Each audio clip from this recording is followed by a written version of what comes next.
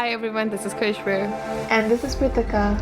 And welcome to Browned Off by Society, the podcast. And who hasn't heard our trailer, we are two opinionated brown girls who like to talk about society and the ways it has pissed us off.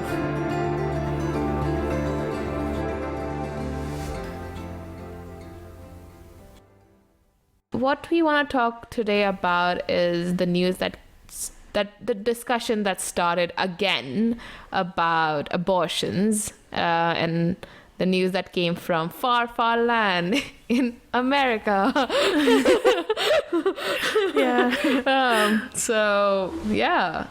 what did they actually do? And where was it? What they did was, so it was in Texas.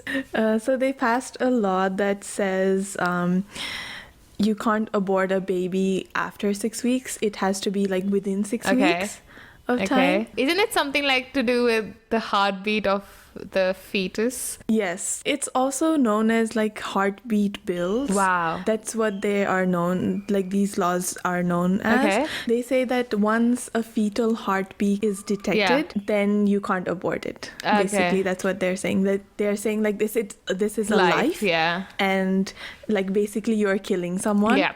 It's equivalent to killing someone. Yeah. It's crazy because 6 weeks is not enough to know. That's so true. And a lot of people who are arguing this ban is saying that 6 weeks is not enough at all because there are various reasons. And I read a recent article on this, and it was by the New York Times.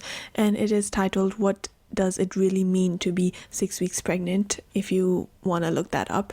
And what it goes into is, first of all, how do you know a person is 6 weeks pregnant? And doctors usually use this technique called Nigella's rule, which is over 200-year-old, and it was created in the 1800s. And how it works is when they try to figure out when a woman will give birth, they start with the last day of a woman's previous period and then count back 3 calendar months, add 1 year and 7 days to that date. And that's how you calculate how many weeks is the baby, when are you gonna give birth, and etc. And kind of difficult to know exactly when you're giving birth because a person really doesn't know when they conceive the baby, because conception usually happens 14 days after their periods, which is this ovulation phase, as many of us have heard. But these are for the people who are on a 28-day cycle. And as we've discussed before in this podcast, a lot of us aren't in a 28-day cycle. That's the thing, yeah. And that could be due to various reasons. And another reason people are saying that 6 weeks isn't enough is that is too early to even know that you are pregnant, because that is way before a person faces their pre-pregnancy symptoms even. So basically this ban is kind of absurd. These are for people who are in a perfect world, are in a 28-day cycle, and they miss their periods, and they check that they might be pregnant, and it shows that you're pregnant, and now you have 2 weeks to decide if you really want to get an abortion. Just 2 weeks. And can you just do it? No, the thing is, you need time to decide. Decide as in you need to talk to your partner, you need to think about it yourself, and you need, if you are going through it, you need you need to have enough finances to do it. All of that thing, plus you may not even get a gynae appointment in 2 weeks. Fair enough. Especially in COVID. Yeah, especially in COVID. And not even gynae, you need to book the clinic appointment for abortion as well. And I read it in Texas, it's mandatory to visit twice, so they kind of delay the process, so you need to visit the doctor twice at least, and then only you can get an abortion. So that would definitely it's impossible to do it within that 2 week time frame. So here in India, I kind of went through the rules regarding abortion in India, and we'll go through them as well, but you need a doctor's permission. I think 2 doctors, them signing it off, yes, she can get an abortion and blah blah blah. Do they need to do in Texas, or the girl can be okay, no, I need an abortion? So you need to go to a doctor. Yeah. Here you can just go to one, but you have to see the doctor twice, the same doctor twice though. Does India have this like 6 weeks? How many weeks does it have? Oh, so actually they have recently extended it. So I read it somewhere. They extended it to 24 weeks. Oh, okay, yeah. But the biggest hurdle here is getting these permissions from the panel of doctors and all of that. That takes a long process for it to be issued. But yes, it is. So there are conditions like they are like rape victim, or there is anyone that's traumatized, or the kid has been found by the doctor that he would have any disability when they are born, like things like that you can request for an abortion. But also there is like unplanned pregnancy, I think, but there are like these set of rules. You can't just abort because you're having like, you don't like the gender of the kid. Oh, okay. So just to clarify, like what you said about rape and incest and stuff like that, these 6 weeks rule applies to them as well. So they don't exempt any victims. I think one of the minister, I don't know who was like the person who is in Texas, I don't know, he was asked that how is he going to, regarding the rape victims and people who are in that difficult situation, what is he going to do about it? He's like, oh, we will eradicate, like go and catch all the rapists out there in the streets. That's what he said. And this is the same exact person who like proposed and passed this bill. Crazy part of that statement is like, a person is not rapist until he has raped someone. So you are saying that he's going to rape someone and then we can arrest him. Remove all the rapists. Like, it's crazy to think about. He believes he can do that. Because I think a lot of rapists are like people like people like a relative or like a neighbor or like basically people you already know. Yeah, but people you never guess. They don't have like a criminal record that you're like, okay, he is going to be a rapist. Like, no, you don't expect a lot of time these things, and that's how they're able to do it. I think that's so what exactly like White House spokesperson said. Oh, did you see that? I saw the video. It was like on like social media. And she, like a reporter was like, Joe Biden is like what is he, Catholic? Yeah, Catholic, right? Yeah. And then the reporter is like, his beliefs abortion is bad or like a sin or whatever. I don't know what you say in that. And the spokesperson is like, he is a Catholic, but he believes it's the decision of the woman. He can't take the rights of women based on that. And that's the makes sense. Like, if a woman is Catholic and she believes that abortion is bad and blah blah blah, she won't make a decision to abort. But a person who is not Catholic and who's living in Texas, why does she have to follow your rules because you are Catholic? You know what I mean? Yeah. That's true. Because this rule does not discrimination between you're Catholic or you're Muslim or you're Hindu or you're any other religion in this whole world. Like, this generalized that. And the worst part is people are feeling that they're bound by it a lot to make their own life decision. These people are not going to come and help raising the child. Yeah. So let's just like discuss there are like two groups, pro-choice and pro-life. So these pro-life people are saying that, don't abort your child. Like, if you can't keep it, just like give it up for adoption, but don't kill the child. I mean the fetus. Yeah, not the child. So, but then they are not gonna like come and like take care of the child. How would you know the system is working? Like, you can hear so many stories about like how the system is not working. Like, how would you know your child is gonna be fine out there? And there's so many people like in the system that like there's still people who can't get adopted, who are like just going into different foster cares and foster homes, and they just live their life in different foster homes. That's their life. And after 18 they move out. But even that life is not good. So even that life is not good. They get traumatized, and then that life was scarred in their like mental Yeah. health for their whole life. They get traumatized. Some houses are good, but some houses are not, and some kids don't even get a Yeah. house. I've heard And stories then about they are like just how even foster care parents, like sometimes they abuse.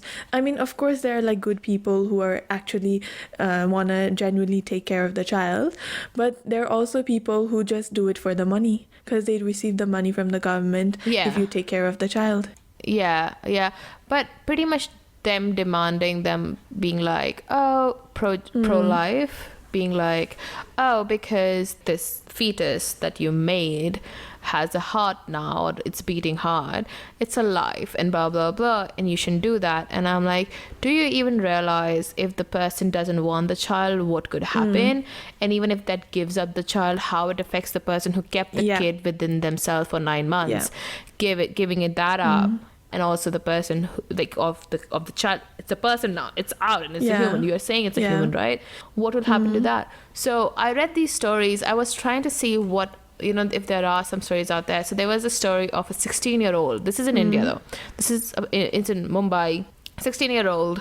She threw her newborn child from a 7th floor window Ooh. of a bathroom. So, and there was an investigation done and blah, blah, blah, found out her parents, the 16-year-old's parents, hid the pregnancy by making her wear oversized clothes. The childbirth happened inside the house to hid it from okay. everyone, not Yeah. hospitalized or Yeah. anything. And I don't know what she did. So they found blood in the toilet or the bathroom Yeah. or whatever. That's how they knew it was a home birth. And then they found blood on like a fourth floor grill or Yeah. something. So maybe the kid like crashed or something. I don't know. But yeah, the body of the newborn baby was found on the ground and it was Oh my thrown. God. And then the girl confessed eventually that she threw the baby from the window of a 7th floor. Yeah. That is one story. And then there is another one in New York. This is an old ass lady. Not old ass lady, sorry, but like Yeah. I think let me check the age for her. But she was, I think, around 30-ish. And then she had a baby. And she told everyone that she miscarried. But turns out she had a home birth. And she hit the kid twice on the head, which cracked the kid's skull, and the kid Oh my died. God. And then she threw the baby somewhere. And then and then her boyfriend, I think she Yeah. didn't have a husband or whatever, he visited her just to see, and she's like, she miscarried, but she didn't look okay or whatever. And then he took her to the doctors, and the whole investigation happened. Apparently it took like 1 year to investigate the okay. whole thing. Yeah. Because there was no one to say anything, right? But the person who was investigating, they thought something was very fishy in the whole situation. So they found out. And yeah, now she is being charged like 25 years to life imprisonment because she actually killed a person. Yeah. But yeah, so I don't know if they actually took the option to get aborted. There is obviously a shame and taboo about like around abortion or getting pregnant when you are a teen and all of that. But it's better to get abortion and not ruin your life or the child's life, than going through with it and resenting the child. Even if you keep the child, if you resent the child because the child changed your life, it will be worse. I mean, there are like these pro-life people. They have like these people who were gonna abort a child and didn't abort, and then now they're the face of the pro-life people, saying that that was a good choice for them. But we need to realize that not all situations are the same. Every situation is different, and it might not turn out the same for everyone. That's the thing. And thinking like your beliefs, and it's good you have your own beliefs. I'm not saying that. That's with the pro-life people. They are mostly religious people who believe that fetus has a life, but it's like killing another human. But you need to realize that person is then your responsibility.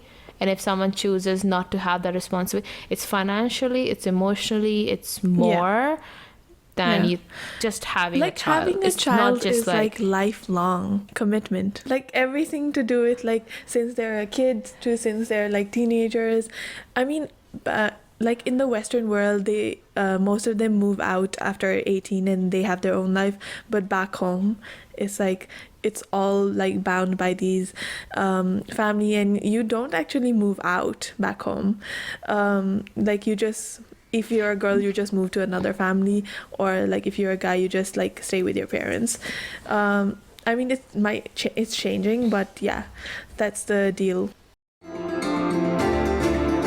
the other side is the pro-choice, and what that is about is people saying it's the choice of the mother who is carrying the child and who would be responsible for majority of the kid's Yeah. day-to-day life moving forward. It's not the society, Yeah, it's not those definitely. doctors, not those lawmakers, not that neighbor, it's not even the priest or the, and nothing. It's the mother and the father Yeah. of the child that would be responsible. Even though we are going to like equal responsibility of father and mother, there is still a big responsibility of the mother towards the kid.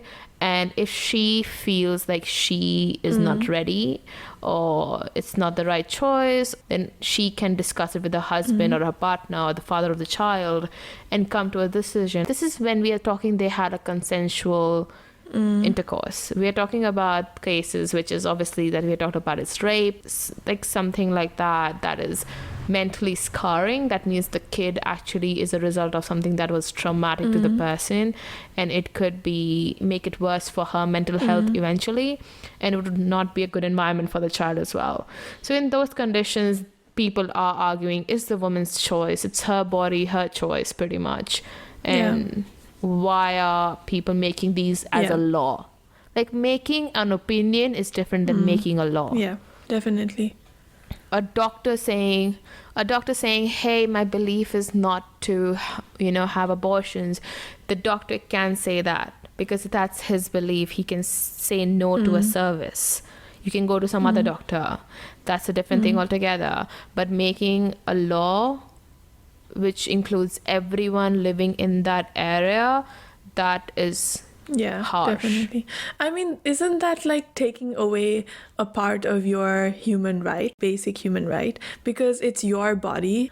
Yeah. And then you have the right to do whatever you want, and they're taking this away from them. So if a woman feels that she will not be able to give a good home to this new human being, which will be a part of the society one day, then they should have the choice to terminate the pregnancy before they actually come out in this world and be an actual individual. And I just also want to specify that, like, when you bring up a child, you need certain kind of environment to bring up a child. Yeah. Especially in these days when everything is so expensive, there's more attention given to a child's upbringing, from education to extracurriculars to like values and place you live in. Because earlier in the day, everyone used to talk about kids just grow up. You know what I mean? Like, I think that's also an Asian perspective, because you have like a community that like helps the child to grow up. like now our families are getting nuclear, so it's like just you and your husband and maybe mother-in-law. But even mother-in-laws are like, I did my due. Like I brought up my kid, now this is your kid, and I'm just here to like maybe just hang out a little bit, but this is your kid, handle it. So people are also stepping back, and it's mostly on the parents part to handle the child. And you don't want to give like just a decent life to your kids. You want to give the best. You want to give the best education, best Basically, life. you just want them to be the best version of themselves and be a best decent human being when they go out in the world. But that's the thing. All of that is, you need a very good, like emotionally balanced, mentally ready when like So I found this thing that happened in Kerala. Underage girl got pregnant because of a rape victim. She was like 26 weeks. And because of the whole the process and the trauma, I don't know, maybe she didn't get the time to like make a decision. So she wanted to get abortion, and hospital said no, or the doctor said no. So she went to the court, and court actually ruled for her, saying that they can't take the decision from her to abort this child because of the trauma she has faced. So they said if she wants on her own risk, they can perform the procedure, but it would be on her own risk because it is, more than 24, that is like heartbeat, and the whole child is like kind of like all the parts are developed, and it's like a more dangerous stage to get an abortion. So that's the whole thing. Like, at least they did that for her. There are some stages that she has to go through regarding the induction. I think they give them artificial contractions, and there are chances that the kid could be born alive, and then they have to take care of the child accordingly. And also they are asked to keep the blood sample for like DNA mapping or something like that. So they have some rules that have been told, but they have given a green light for her to get an abortion, even though she has passed the 24-week mark. And in this Texas case, what happened is like they also made this thing where they like allowed people to sue another person for $10,000 if they like aid or abet an abortion. And that could be a doctor, a nurse, or like even an Uber driver who like drives her to the abortion clinic, or like friends and stuff. So they could be sued. That's what they did. Like, it's actually a clever trick on this. Like, what I mean, it's evil in this scenario, but if it was like a rape scenario, and you could be like, if you know someone who does this and anybody can report it, if they just made this rule like, for a rapist or an evil person, that would have been so much better. The same fucking rule. It's a clever trick what they did. They're like actually giving these laws into other people, like in general not people's hands, but because not in this case. What it happens is, so I think Uber and Lyft, the companies have said they will back the drivers, like they will fit the bill for the drivers, and the reward these people for complaining, the people who are like, oh, like snitches or whatever, like they they would, if it's proved that they were right, they would be rewarded, I think $10,000 US dollars. 10,000. Yeah, so it's a pretty hefty like a reward situation going for them. But then I read that like if they aren't proved, but the defendants won't get the 10,000 Yeah, because bucks. that's the thing. Like, if they are rewarding the person who's complaining, but they don't care about the other people, there's no repercussions for them just guessing it. Like, it's not even they need to prove. If they are suspicious of a person, they can have a civil complaint or something like that, like against that person for that reward. And if they are obviously proved right, they will get the 10 grand. If they don't, that's fine. What's the loss? And that's the whole toxic part of this whole situation. They're just, it's like, have you seen those movies where it's like reward out, and like people are like just after each other to find that, and like those evil movies or horror, or like the drama movies, like like